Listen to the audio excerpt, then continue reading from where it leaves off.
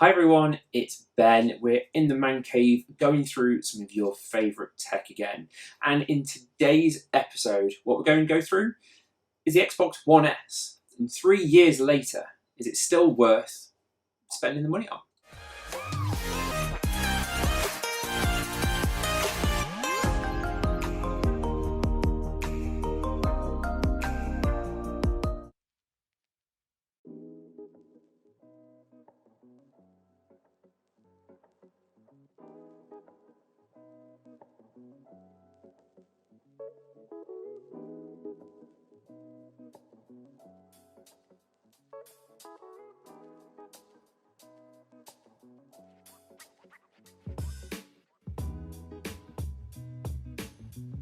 So since the launch of the Xbox One S, we've had the Xbox One X, I think the PS4 Pro came out around the same time, and obviously the Nintendo Switch has taken over the world.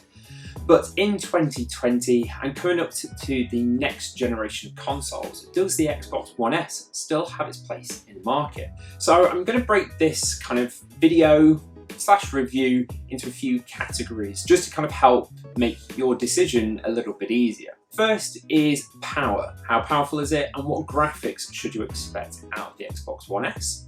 What games are on offer? That's probably the biggest thing for a console, is the games that come along with it, but also the services that you can get on the Xbox. Going through the design of it, and also the controller, which is a huge part of any console experience as well, and rounding it off basically with price and value and what to expect from the price of the Xbox in 2020 going forward into the end of the year. Okay, so when it comes down to power, so I've got a few clips of me playing on Forza and also a couple of older games as well, and the one thing that I would definitely say about the Xbox is this is my second console. So my primary console I play the majority of my games on is actually the PS4 Pro.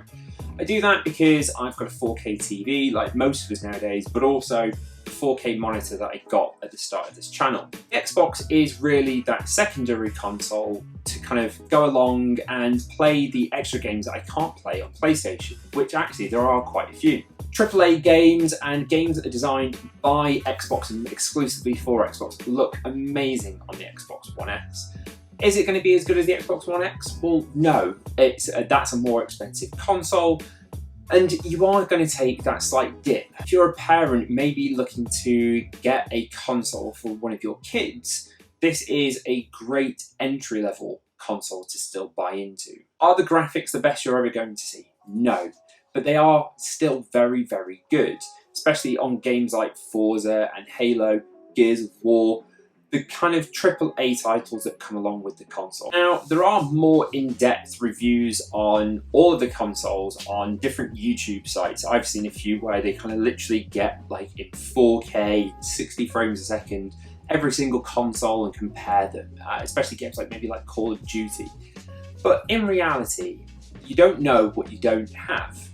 And with the Xbox One S, I've played on some of these games and I still think they look absolutely amazing. It outputs in 4K, but obviously it's being quite clever with the way that it does it because it's not pushing out 4K, especially for the games. Overall, I'm happy.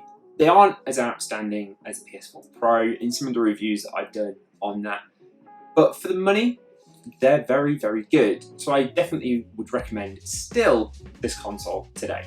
Now, the biggest part actually comes down to gameplay and games, and this is where Xbox probably has slightly lost its edge on PlayStation in terms of exclusives this console generation. But I still really enjoy some of the games that are exclusively available on Xbox, and they have an amazing category and catalogue available on Xbox Live as well. It's probably better than some of the games that you get on the PlayStation Now service, which is a little bit edgy. So that brings us into the services. I think one of the things now that you're going to have to think about if you do get a second console is it's twice as much to run. So if you've got a PlayStation already, obviously you're going to have to pay for PlayStation Plus, which is X amount per month, like £6. You can buy like £30 odd a year. And you're going to have to get the same on Xbox with Xbox Live. Topple that, you also have services like Game Pass, which I do actually recommend. They have some great titles. You download them to your Xbox. There's no kind of streaming, so if you've got a poor internet connection, you can still get these games, exactly as you would anyway. One of the clever things that Xbox have done is actually bundle those two things together. Something that I actually think PlayStation do with PlayStation Now might actually get people using it, because I don't know anybody who does. And so you can get that as a subscription service and bundle it together. That makes sense if you're new to Xbox. One of the other services that your Xbox is going to give you is pretty much the only console, as well as the other powerful Xbox, is a 4K Blu-ray player. They still haven't hit the market, I think, the way that people maybe anticipated. But this is one of the cheapest ways to actually get that. So if you're a massive moviephile, the console is dead quiet. It's very small. So even if you don't use it as a huge gaming console, it could be a great entertainment value proposition. As you can see from the B-roll as well, you do get all of the streaming services, and they're all in 4K. So your Netflix, your Amazons, your YouTubes, Spotify, Disney Plus, you name it, anything that you have, Plex, just anything, is available on the Xbox, and they are all in 4K. So you've both got a 4K Blu-ray player as well as a 4K streaming player. Tie that in with how small it is and quiet, I think it's quite a good bundle. You can also get the all-digital edition if you're not bothered about the disking at all. But the one thing I would recommend is a terabyte hard drive does fill up quickly once you start chucking games on, especially if you're only going digital. So I'd also factor in the fact that you're probably going to need an external hard drive. So any USB 3 device hard drive goes quite nicely. So I've got a terabyte in this and a terabyte hard drive, so 2 terabytes, and I've not come to filling either of them yet. And the games do get pretty chunky. If you're wanting to play something like Red Dead, you're looking at 100 gig. So yeah, it's a lot. And my last point on games, where the Xbox absolutely trounces PlayStation, is in backwards compatibility. So if you were on Xbox 360, it really does actually make a lot of sense to potentially get yourself an Xbox. Even if it's just for that nostalgia hit, maybe half an hour, it's still fun to be able to go back and play some older games. And if you're new to Xbox, but maybe want to play some of those classic 360 games, as well as being able to get them on the Xbox Marketplace, something I've done in the UK, and I'm sure you can do it in the US as well, is go on eBay and kind of Craigslist, I think that's what you use in America, and you can get some classic Xbox 360 games for like £1. I think I bought like 4 or 5, and it literally cost me like £6. And I think that's just quite funny, just to be able to go on, play some older games, and yeah, experience your childhood all in a new HD era. So rounding kind of the hardware off of the Xbox, you then have got your controller. So I actually really do like the Xbox controller, and it's literally the battle of the consoles when it comes down to its controller and who gets the design right. Something I do like about the Xbox, and it's a pro and a con, is the removable battery, because if the battery dies, like it has done in this one, because it is 3 years old now, I can just go online and buy a new battery. Probably cost me less than £10. Whereas someone made a point on the PlayStation, if your PlayStation controller dies, and the battery dies, that's it, it's dead.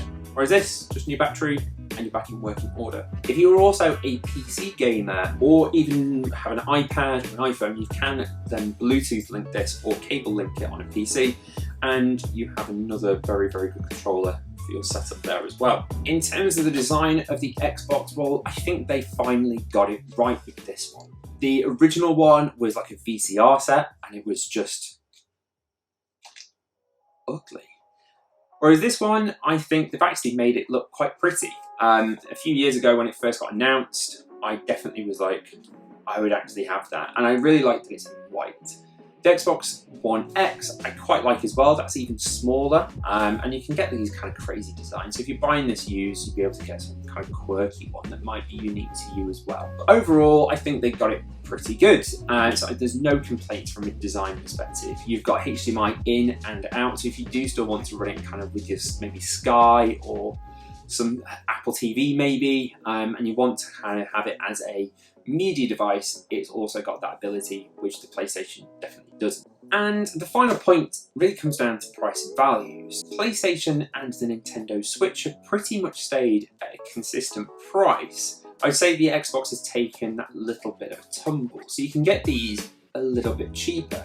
Which again, if you're looking at a console, maybe for one of your kids, or as a second console, the Xbox is actually the easier one to get into just because it's a bit cheaper. Now, for 2020, would I go for the Xbox One S or the X? The X you can actually get pretty much around the same price, maybe if it's manufactured refurbished or used. At that point, you are then getting 4K gaming, and you do have pretty much any of the cons of this console, which is maybe the graphics. You're kind of, getting rid of that. So it is a pretty difficult one to say. And the last point on price and rounding this review up really is we're in a bit of a kind of changing time, and with the announcement of the Xbox Series X and the PS5, obviously they're going to be quite expensive. So it could even be that picking one of these up, or the Xbox Series X, so confusing, or the Xbox One X, it could actually be the bargain of the year, especially if you're on PlayStation. If you're looking to get maybe a PS5 but still want to play some of the Xbox games, it's going to be the cheapest option out there. Now, if you found this review helpful, you can obviously like it. That helps with the YouTube algorithm. We all love that good old YouTube algorithm. If you enjoy our tech reviews, we've got quite a few on the channel as well. So if you do enjoy them and you think we're okay, always drop a subscribe. And we also have all of the affiliate links in the description below. So everything that we film with and the Xbox is down there as well. So if you do fancy picking it up and it's on Amazon for cheap, hey, that's a thanks. So with that, we shall see you in the next episode, in the next review. Let us know if there's anything that you'd like us to review, and we'll find out if we can do it. See you soon.